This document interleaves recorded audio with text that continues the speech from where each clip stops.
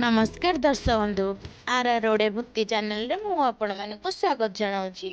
आज आम जानिबा किछि रहस्यमय घटना विषय रे कि आमे माने जे मालिका वचन शुणुचे बा आमे जे चाणक्य वचन शुणुचे मालिका रे जे कथा लेखा अछि ताहा केबे सत्य हेबो एवं आमे काहेकि एते लोभ मोह माया बसी जाउछे। तो दर्शक बंधु आपण मानक कहूँ जे भिडियो आरंभ करबा पूर्व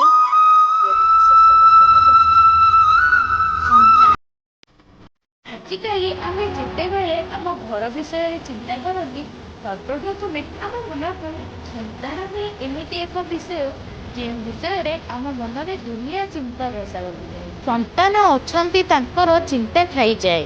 संतानर विहुने हृदय को दुख जाली दिए। ता अर्थ संतान थिले सेमानंकर भल मंद भविष्य को नहीं बापा माँ चिंतित थांती। केमिति पिला माने भल खाइबे, भल पिंधिबे, भल पढ़िबे, भल काम करिबे, भल चाकरी करिबे, व्यवसाय करिबे, दुनिया रे भल ना करिबे, एमिति अनेक समस्या को धरी सर्वदा लागी रुहंती पितामाता माने। संतान नथिले संतान अभाव हृदय को तिल परी जाली दिए। लोक मानकर भिन्न कृषारटाण कथा सुनिबाकू मिले।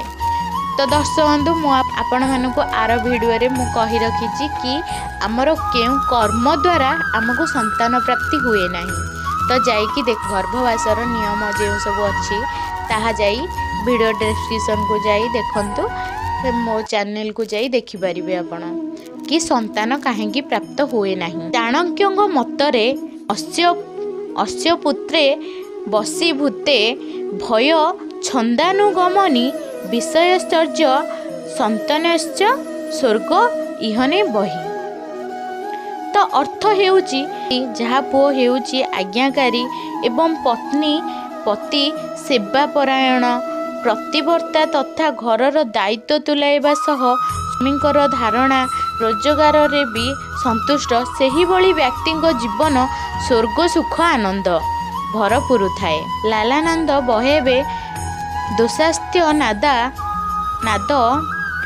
बहेबे गुण।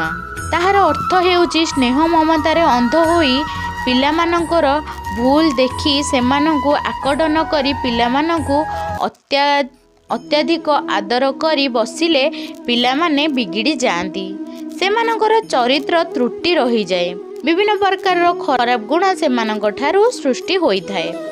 जो पितामाता सेमानंकर पिलामानंकु सेमानंकर भूल तागिद करी सेमानंकु छोट बेलरू भल मंद ज्ञान देई थांती, सेमानंकर पिलामाने बड़ होई बहुत उन्नति करी थांती।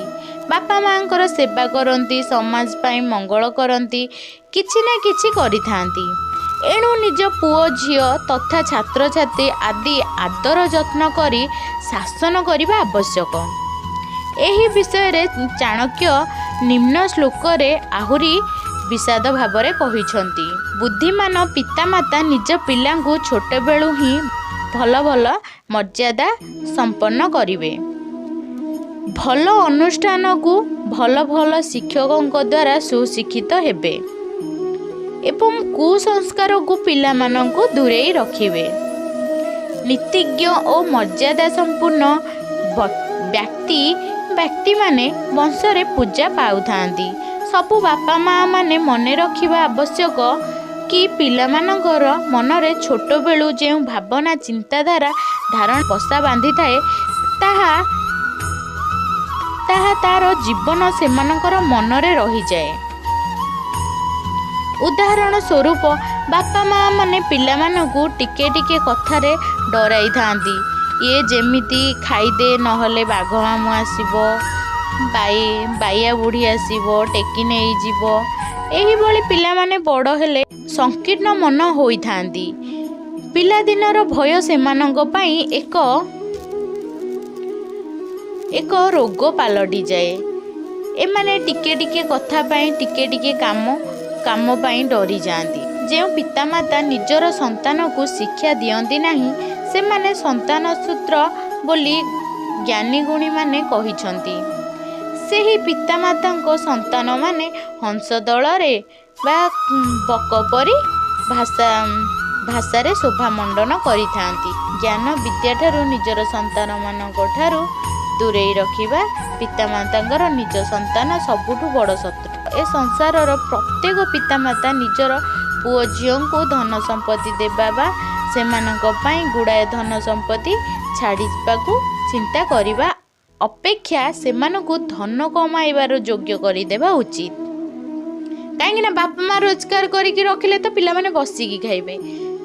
ତ ତାଙ୍କୁ ସିଏ ଯେମିତି ନିଜେ ଯୋଗ୍ୟତା ହେଇପାରିବେ, ନିଜ ଗୋଡ଼ରେ ନିଜେ ଛିଡ଼ା ହେଇପାରିବେ, ତ ସେମିତି ହିଁ କରିବା ପ୍ରତ୍ୟେକ ପିତାମାତାଙ୍କର ଆବଶ୍ୟକ।